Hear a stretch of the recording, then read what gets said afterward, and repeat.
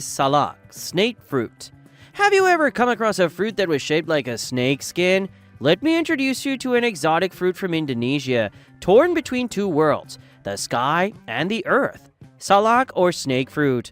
Although you might be shocked by this vegetable's red-brown scaly skin, the inside is crispy and has a sweet taste. It tastes somewhat like apples and pineapples with a hint of an acidic taste.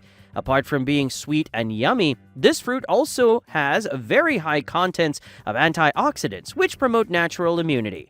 In Indonesia, it's called Korean and is usually consumed as a snack or accompanied by tea.